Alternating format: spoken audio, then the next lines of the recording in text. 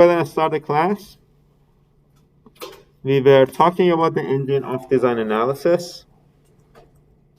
We actually had this discussion that essentially in a separate flow turbofan analysis, these are the things you can calculate or are given to you from the design analysis, from on-design analysis, if you will. And these are the things that will be given to you from the on-off design perspective. So the conditions and everything are the things, are the variables that are going to change your operating conditions on off design.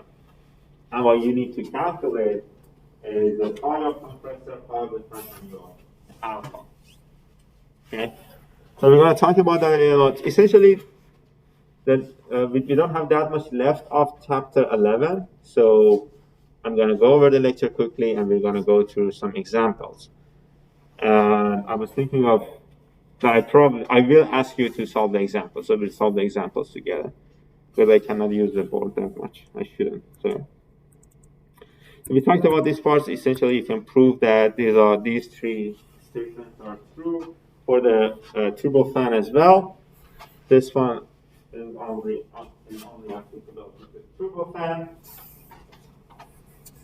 So these are going to be constant over a wide range of operating conditions for the turbofan. Okay. So let's talk about the off-design analysis a little bit. Let's see what we need to do, what we need to calculate, and what are the parameters we can use from the design analysis part. So the first thing you're gonna get, the first thing you want to do is to write the energy balance for the turbine. Okay. For the high pressure turbine, the energy balance, as you see, in the compressor, whatever energy that goes to the compressor is equal to your mechanical efficiency multiplied by the energy difference in the high pressure turbine. We can change this a little bit. We can divide it by TT3 to get to this new equation, essentially. Well, what can we conclude from this equation?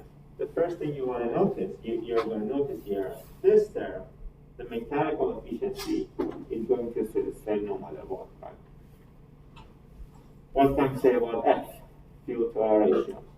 The idea was it is essentially given to the engine by the pilot, right? To the gas pedal. So this is going to stay the same as well. And T tau H, we have already seen that is going to stay the same for a wide range of operating conditions. So essentially for this equation, we are going to have a constant multiplied by T lambda over TR, which means that if you take T lambda and TR to the other side, you are going to get this equation. So TR multiplied by T over T lambda multiplied by TCH minus 1 is going to remain constant. We're going to name this constant C1. And this C1 can be calculated. This essentially, this C1 is this. Your mechanical efficiency multiplied by 1 plus F multiplied by 1 minus tau of TH. So let's write the same energy balance for the low pressure turbine.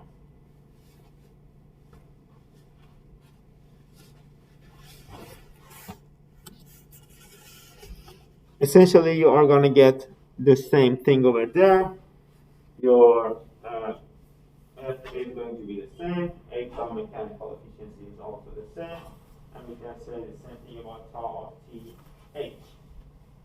So we're going to have another equation here. 1 plus alpha multiplied by tau of F minus 1 multiplied by tau of R divided by tau of lambda is going to remain constant over a wide range of operating conditions. The design of optimal. So this is going to be your second constant. And we already know that from the previous lecture that this is going to remain constant alpha pi of CH. Let's call it tau R, tau F, tau lambda is also going to remain constant.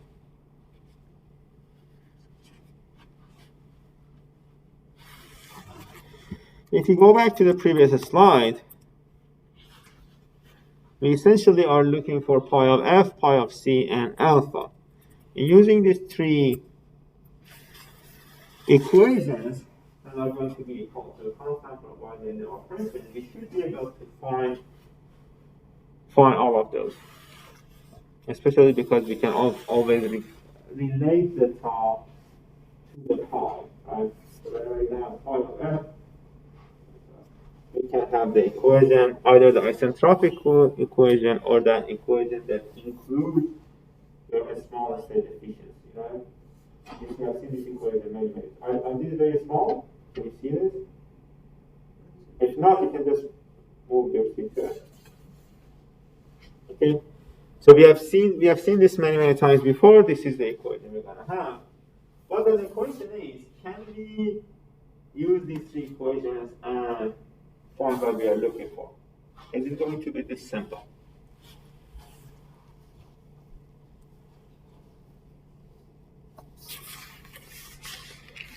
The answer to this question is essentially no, it is not going to be this simple. So we have to do a lot of other modifications, and we have to essentially cancel a lot of these equations, a lot of the parameters, unknown parameters, to be able to get to a final equation. So the reason we cannot have a closed form is that this exponential is actually going to cause a lot of problems. Also, all of these equations are coupled, so these are not three separate equations, right? But the good thing is that variables that we are looking to find are also coupled. So, if you play with this a little bit, and if you're interested in to know how you can play with these three equations, it is in the book. So you can always go back and read that. But if you play with these equations a little bit, this is what you're going to get. This is going to be the main equation you are going to have.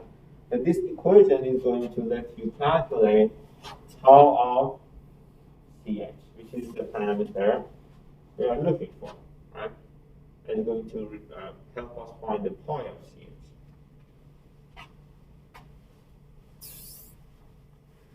Is there any questions so far? No? Okay. We're going to solve one example just after this to make it a little clearer. So we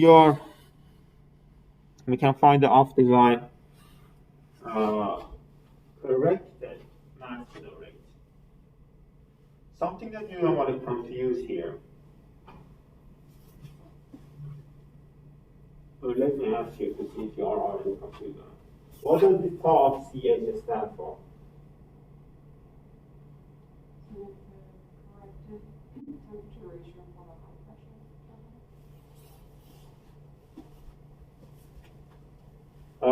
Do you have any other answer to it? High pressure compressor. The high pressure compressor temperature ratio. Right, that's correct. Right? Whenever you're dealing with a temperature ratio, okay, the corrected temperature ratio, think about it this way. You have that correct temperature correction, corrected temperature as T divided by a reference temperature, right? And it's true for all of them. What was tau? Tau is, let's call it T1 by T2, right? A temperature ratio. So if you use the corrected temperatures, T-ref, these two T-refs will cancel out, right? So we don't have any corrected temperature ratio. But does this make sense? Okay, I'm glad that we talked about this. Okay, but M.C stands for the corrected mass flow rate. Okay? So the corrected off-design mass flow rate at station 2, which is going to be the face of the engine, can be calculated using this equation, or actually the ratio between the design and the off-design condition can be calculated using this equation. It essentially tells you that it is a function of your alpha, phi of c, tau of r, and tau of lambda. Okay. So as it has been the case in this class, we have seen many equations so far, but we haven't used them yet. When you start using this, you'll see how easy it's gonna get. This actually, especially this chapter, is much easier than the previous ones. So let's solve this problem, and let's see if we can solve this. If we can find a solution. The problem is telling us to consider a separate flow turbofan engine. I forgot to include the image here, but I assume you are clear on the station numbers and everything. And we have the design point parameters, 1 through 12. We also have the off-design operating conditions of the engine. Okay? And everything else is supposed to remain constant. All the efficiency, gas properties, and everything else is supposed to remain constant. And we're going to calculate the fan pressure ratio, the off-design fan pressure ratio, the off-design high-pressure compressor ratio, and the bypass ratio. Okay. So, what do you think the first step should be?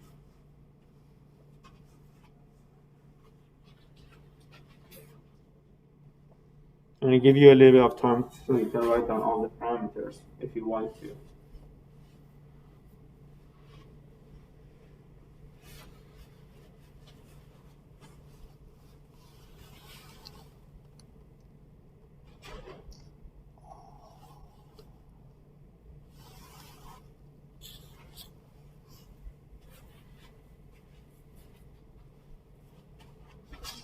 What can we calculate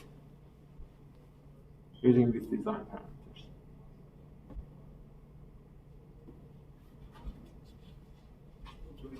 Stations. We find the temperatures and pressures at all the stations. Yeah, you can definitely do that. But based on the information that is provided to you, you don't need to calculate all of the pressures at each station. You essentially can calculate those constants, right? You have the equations for those constants, we should be able to calculate them, right? Does it make sense? Okay. So let's do that first. Let's calculate the C1, C2, and C3. You have the equations of the. Have you written down the equations, or do you want me to go back? Sure.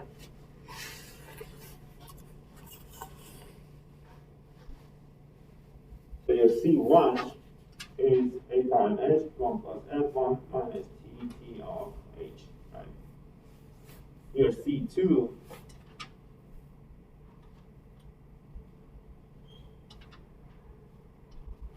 is equals to whatever you have here.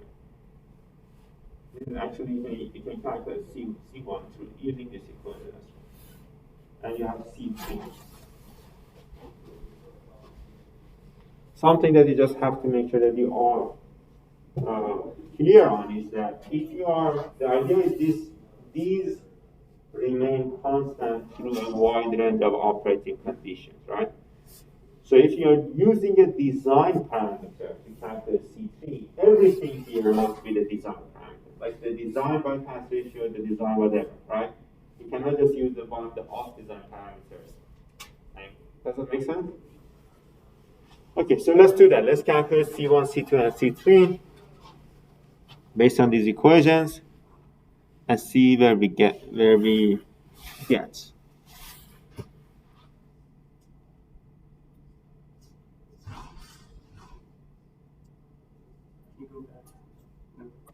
right? No, I haven't. Yeah.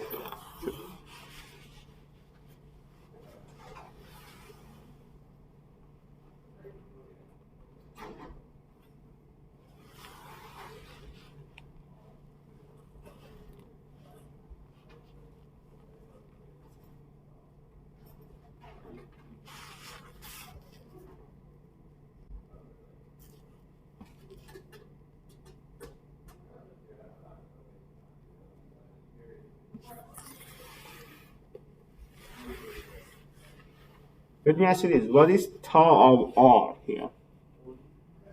1. Why is that? Air is not moving. M0 is flight velocity is 0 essentially, right? It's pretty close to 0, right? So tau of R is going to be 1. And that's one thing that's going to make everything easier, hopefully.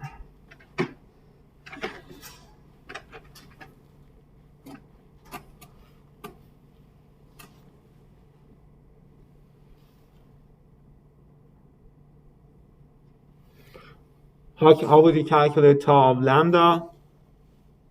Do we have? We don't have tau of lambda, do we? No. How do we calculate tau of lambda? HT4 over H naught. Okay, do we have HT4 or H naught? We have the TT4 and T naught, but you just have to make sure that you are clear that you have to multiply the temperatures by their respective CPs, right? So the CPs are not constant after the turbine, after the combustor. They are not the same after the combustor and before. So you should be able to find tau of lambda. You already have tau of R. What about tau of F?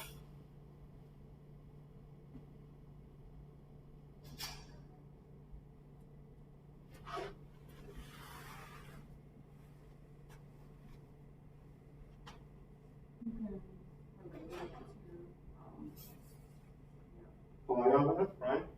And the relationship is that relationship that was very similar to the isentropic relationship and only included the E of F, right? The small set efficiency of polytropic efficiency. So we should be able to find tau of F. What about tau of your high pressure compressor?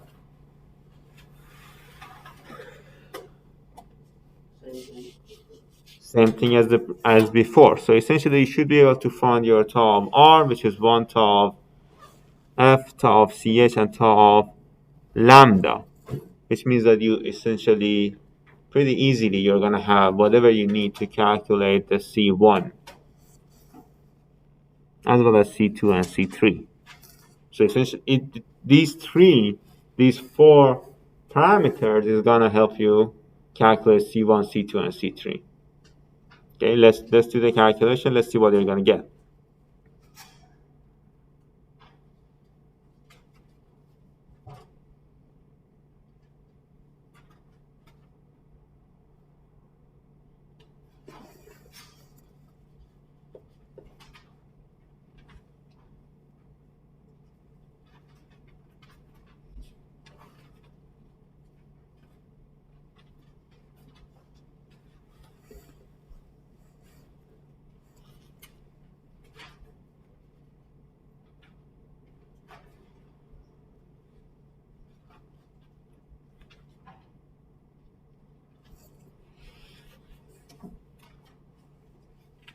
I always mix up the turbine and the compressor. You do? Because they're like opposites,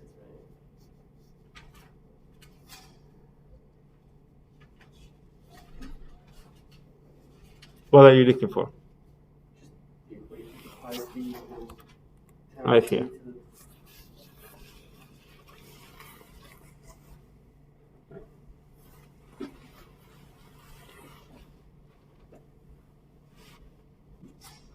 Yeah, I make the mistake, that mistake also a lot.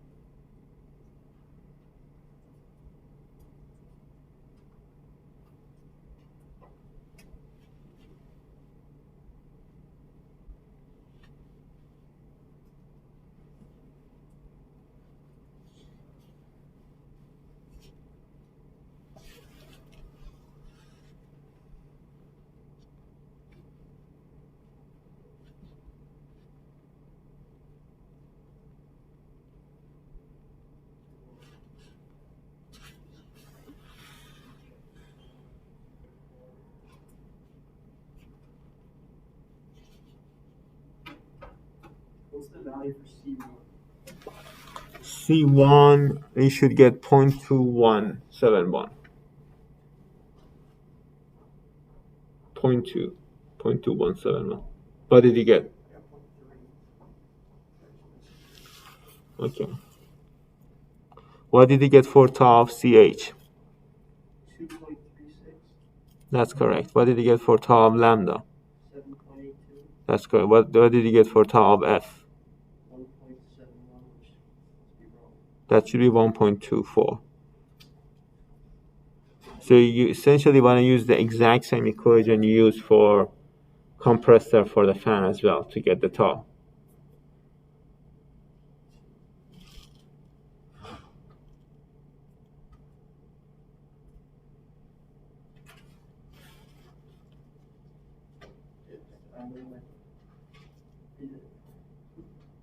What's that? I don't know what I did, because I'm just It happens.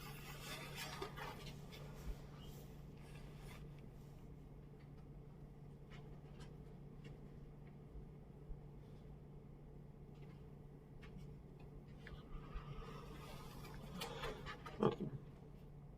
Let me give you the values. Are we all on the same page as far as the C1 goes? Are we clear on how to calculate this? Okay. So just plug in the number. It will give you C1, right?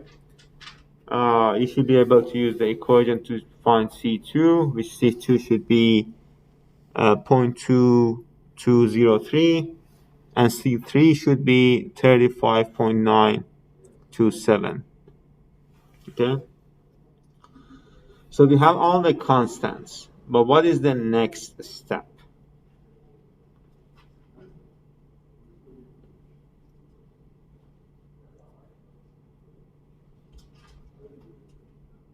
The next is yes, go ahead. Exactly. So you you want to use that big equation, because in this big equation we have right here, we have all the constants and all the parameters. So this is one equation, one unknown, right?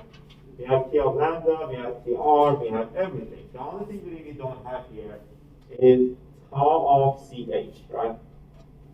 You can definitely, you won't be able to solve this by hand. You either have to use a calculator, a TR calculator, yes. No, we have tau So we don't have tau stage for the off design. For the off design. Yeah. But the tau R and tau lambda, we can use them from the off. That's the question. Okay. That was the idea. Okay. So we have tau lambda for the off design condition. Go back to the givens of the problem.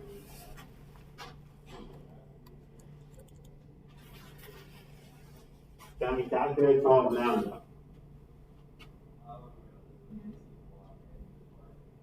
Yes? Well, with some assumptions, like we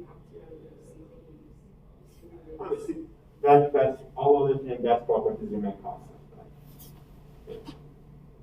So we should be able to find tau lambda, right?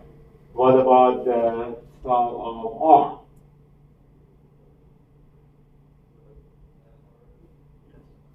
We have the Mach number, right? So we should be able to find tau of R as well. What about tau of, what is it?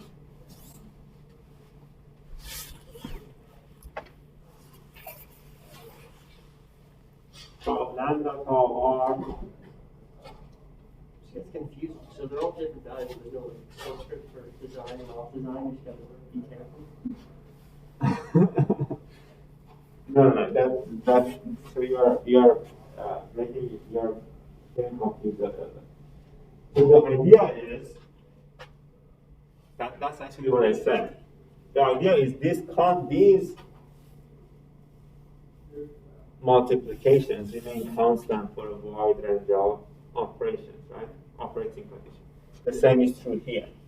The only thing that you want to be careful about is that you have to use the same value at each operating condition. Does that make sense? So let's say we are at operating condition 1 with tau R, tau X, tau whatever, right? if you calculate the constants for that specific condition, you can actually use those constants in other operating conditions as well. Right? But everything else must be from the same operating condition. Got it. Does that make sense? So that would be, these are tau lambda, tau r, whatever at Mach 0, and those are tau lambda, tau r at Mach Exactly. 5. But if you were to calculate, if you had the C1 and C2 and C3, and you were to calculate the tau of CH for the Mach 0, then you should have used tau of R at Mach 0, tau of lambda. Does that make sense? Our friend is back again. Okay. 0.2171 for C1, 0.2203 for C2, and 35.927 for C3. Okay, so that's a very long equation, so I don't want you to do the calculations right here. But essentially, you can use the tau of lambda of design, tau of R of design, right? We already know how to do those calculations. And then you plug whatever you need in that long equation to get tau of CH for the off design to be 2.1184. Okay. So, but what are we looking for? We are looking for the pressure ratio. And one pressure, compressor ratio, one pressure ratio, and the bypass ratio. How can we calculate? Let's say we have the tau of CH for the off design. And we have the tau of R, tau of lambda, all of those things for the off design, based on what was given to us. How can we calculate these parameters?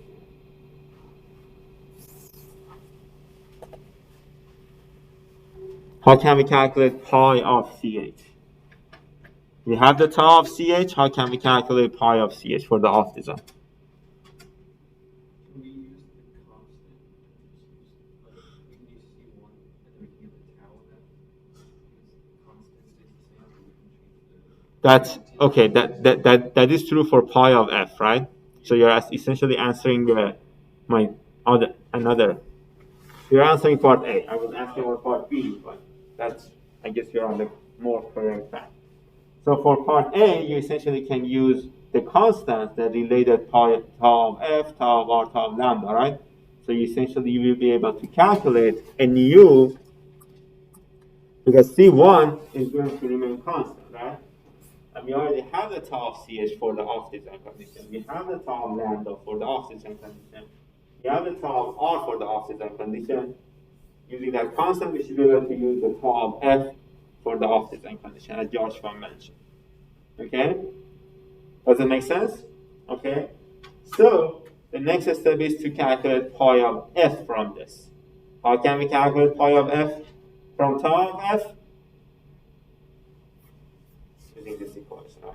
Yes, the only difference is going to be, instead of pi of CH, you have pi of F, right? It's going to be the exact same equation.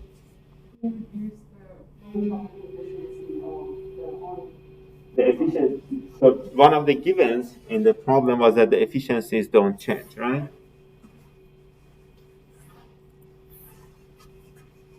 All the other efficiencies. So, how can we calculate pi of CH? Same equation. What about the bypass ratio? No, for pi of CH, you have tau of CH, right? You already have the tau of CH. Just use let's call it quasi-asymptotic relationship. Okay? Well, then you see That's it. Yeah, exactly.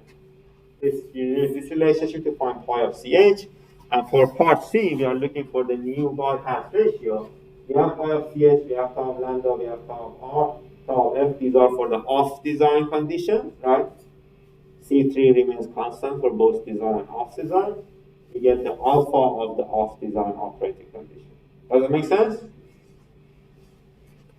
So it is not that hard to figure out and understand. You just have to make sure that you are essentially consistent in your analysis. Okay, and this is a solution. Which I forgot to post this lecture beforehand, but this is a solution that which I'm going to post. Right?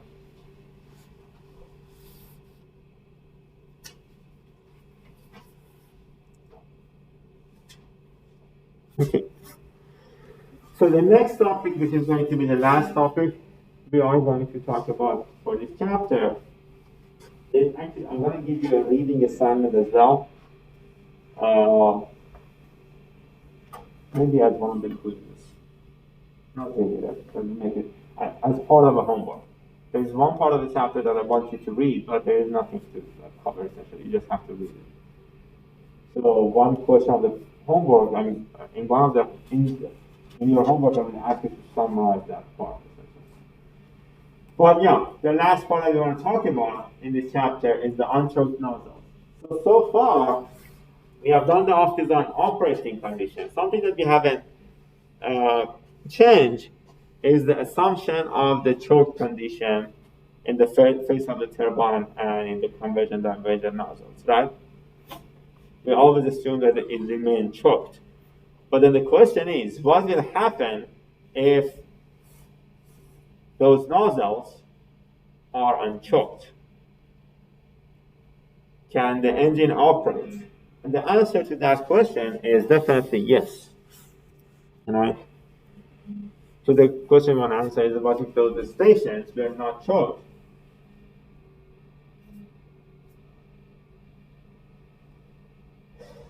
But how should we deal with this problem? How should we solve the problem?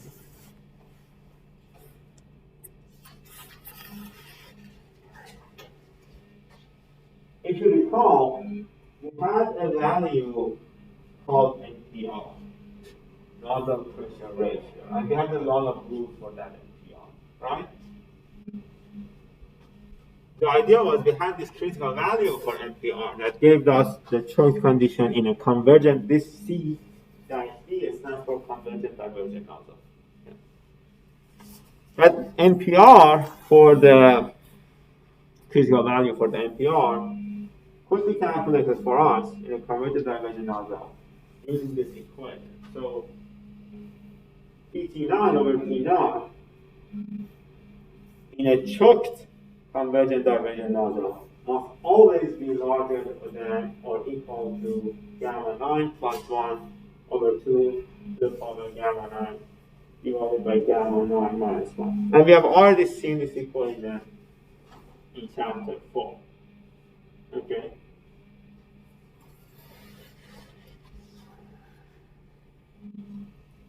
So essentially, in this type of analysis, what you do is you do the calculations by assuming your convergent divergent nozzle is choked.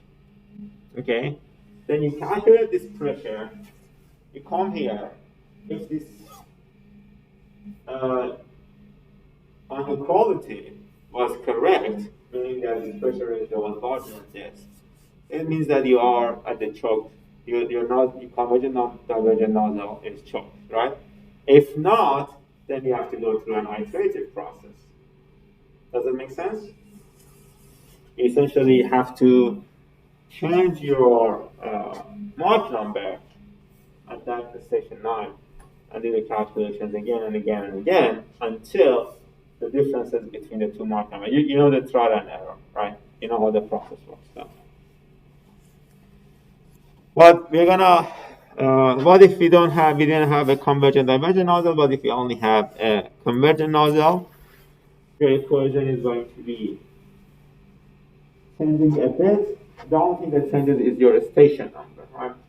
The station number is going to be only PC8. So you are going to be concerned with the temperature at the station 8.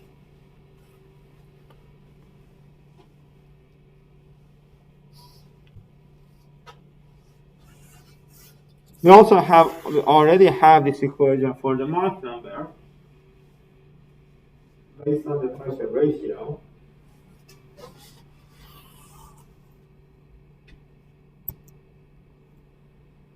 Is there any questions so far? So you get the idea, right? You just have to check whether your assumptions were correct based on that pressure ratio. If not, then you have to redo the whole process again and again and again and again until you get to a satisfying solution. So based on this analysis, if your nozzle is unchoked, if your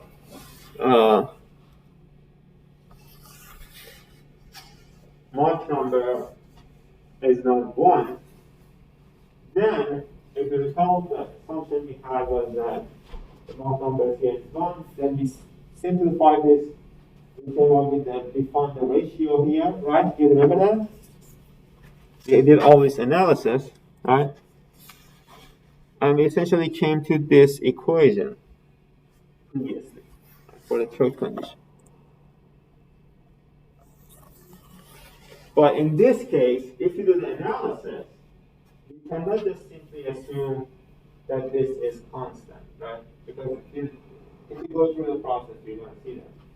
This is what you're going to get for the turbine expansion ratio. So it's going to be constant divided by n.of C8.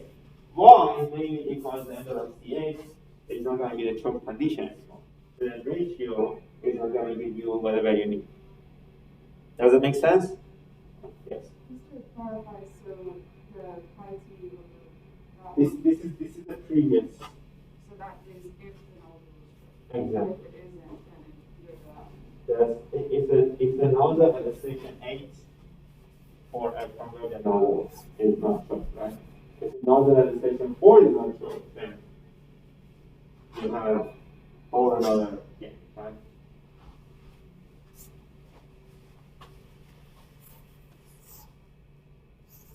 It essentially is going to mean that your turbine expansion is no longer constant when the throat is unchoked. It is inversely proportional to the nozzle corrected mass flow rate at the nozzle throat. Okay? And that's a very important conclusion.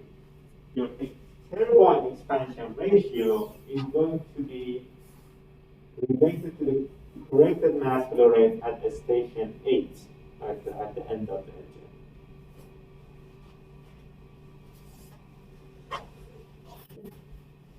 Well, what is the solution procedure here? The solution procedure is pretty simple. It's going to take a long time, but it's not that hard to master. Essentially, you want to calculate the nozzle throat Mach number using PT8 over P0 from your round 1. You want to calculate the corrected mass flow rate at the station 8. Then you want to calculate a new turbine expansion parameter. And using that, you want to calculate the new cycle pressure ratio, bypass ratio, fan pressure ratio, and so on and so forth, if all of those apply. And essentially, you're going to do the marching technique and everything. And then you calculate a new PT8 over P0. Then you calculate the new Mach number, compare the two Mach numbers, and repeat the process until the two nozzle throat Mach numbers are within a margin of error. We usually use the margin of error of 1%, right? So the difference of the two Mach numbers must be less than 0.01, right? But if I give you this problem in an exam or a quiz, I will definitely tell you what the margin of error is, and probably is going to be much, much larger than 0.01. Right? Because it's very, very hard to get that one person. Okay. Is there any questions? So essentially, you need to do a lot of calculations before this stage 1. Right? Because you have to calculate the pressure at the station, unless it is given to you, right? Let's say it is given to you, you do the calculations, and you calculate the new pressure, and so on and so forth. And then essentially, it's going to give you a new Mach number, an unchoked Mach number.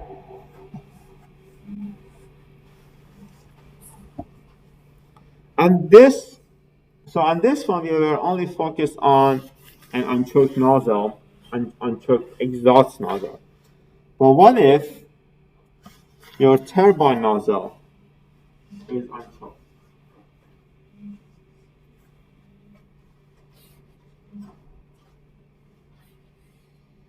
The first thing you want it is going to be a little more complicated as far as the design goes, but the first thing you want to make sure that you are clear on is the range that your turbine nozzle may unchoke. You have a rule of thumb for that range.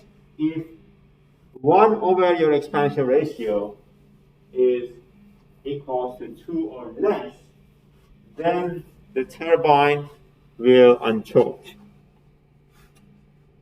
which means that your M4 is going to be smaller than 1. The turbine nozzle will unchoke.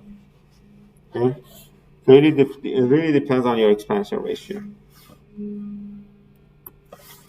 So which means that for that equation, you're going to have the ratio that we saw before. In the previous, the choked condition, we assume we actually proved that pi of t over s square root of pi of tau of t is constant, right?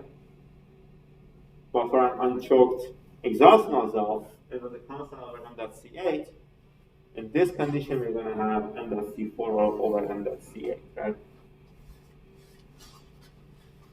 Which essentially tells you that your pi of t over the square root of tau of t is not going to remain constant. And we have to calculate the pi of t and tau of t using the equations that we can calculate pi of t and tau of t for a specific condition using the equations we have already seen many, many times.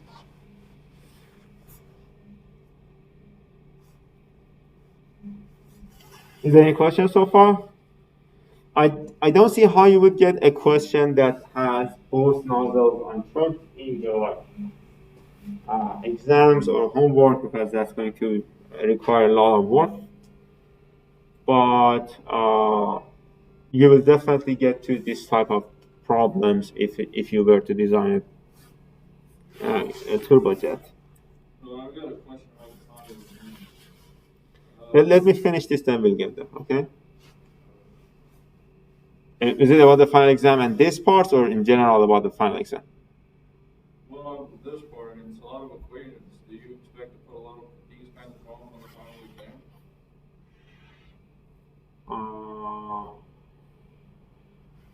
You mean like so it is a take-home exam, right? Essentially, you need to put in a lot of work. Like, it is a 24-hour exam. I expect you to like put in at least 6-7 hours on it, right? Which means that you're gonna get a lot of questions that need a trial and error. Not a lot, but I mean, you're gonna get questions that need trial and error, or using an Excel file, designing an Excel file, and all of those things. Does it make sense? An Excel file? Yeah, I mean, you can put in your trial and error. You can code it in Excel or in MATLAB or whatever you want to code it in. I didn't know that. I didn't use Excel. Yeah, okay.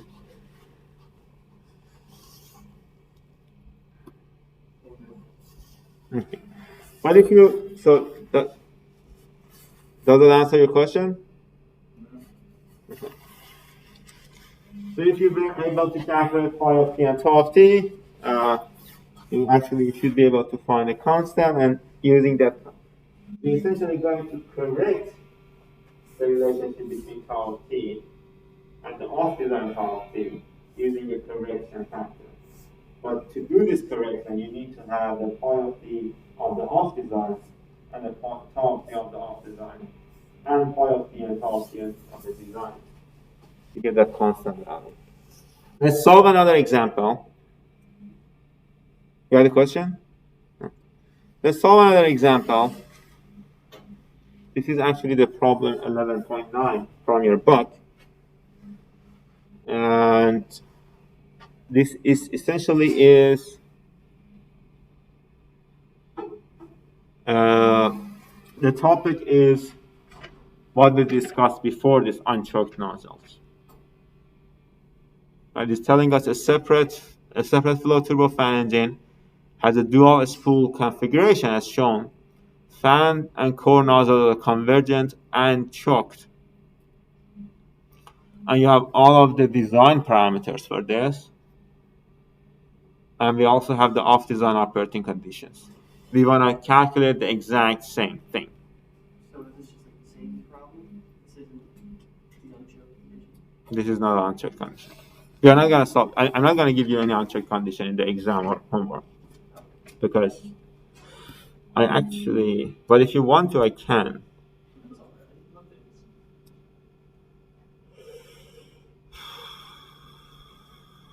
Nothing.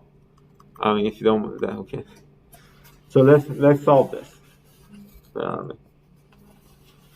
Let's solve this again. It's the exact same problem, but since you don't already have the solution to this, if you solve this right now and give it back to me in the 20 minutes you have, you'll get a bonus point. Which one is? That's impossible. I make this the final exam. This is very easy for your final exam. There's no point. You make the due date a little earlier, less hours. Dude, I'm already 3 quarters of the way writing down the parameters. You better hurry up, man. Dude, it's gonna take like. Instead of complaining, you should start working on it. You should have seen him making a vacuum bag yesterday. This kid was crying bloody murder. And then a little bit of pressing on the corners, and we got a nice vacuum. It's not even a little bit true. Oh, the vacuum pump is no good. The vacuum pump works. It sucks inside. Okay.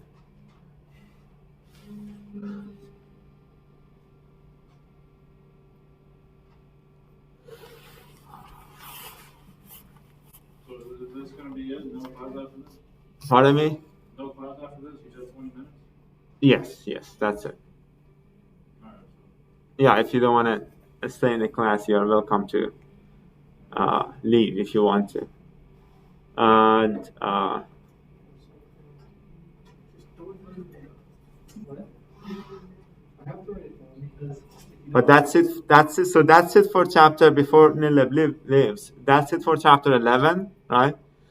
There is one section remaining from chapter 11, which I'm going to assign as a reading. So I expect you to summarize that section. It's like two or three pages.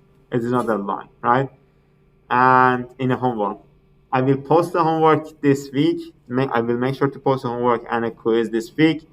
Those of you who have already answered that quiz, you can just upload your answers. And if you're not, then you should definitely just answer the quiz. Okay? We are gonna have another. I didn't want to give you another quiz in the upcoming week, but since we didn't have a quiz last week because of my conditions, I will give you another quiz on Friday. It depends on how much we progress in chapter 12. If we progressed enough, it will be on chapter 12 or the rockets. If not, you will get a question like this, like from chapter 11. Okay? So I have a question about that aerospace lab. Sure. So you want a final presentation on the 19th of November, right? I said in the email, right? Yeah, well, it's not important, but I need access to McNair to do it because I don't have the means to do it at home. Okay, then you actually, what you can do is I cannot give you access to McNair, but you have access to the Wintown Lab computers down there, right? And all of those computers come with the software installed. Okay. So what room is it? This is the room we did all of the experiments, the bending experiments. AO22. That's it. So whenever you wanted to go in there, the door is locked usually, but if you wanted to go, I'm not allowed in there, so that's why I asked. you are an aerospace student, you should be allowed in there. But it's a complicated matter. If you wanted to go in there, you should let me know or your TA know, and we'll come and open the door for you. Okay?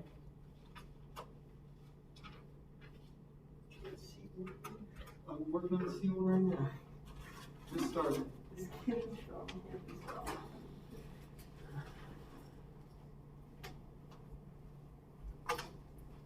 Problem is I wanna write it out so that I can actually look at it later on. It's once you Write it out, there's no way to. Well, that's the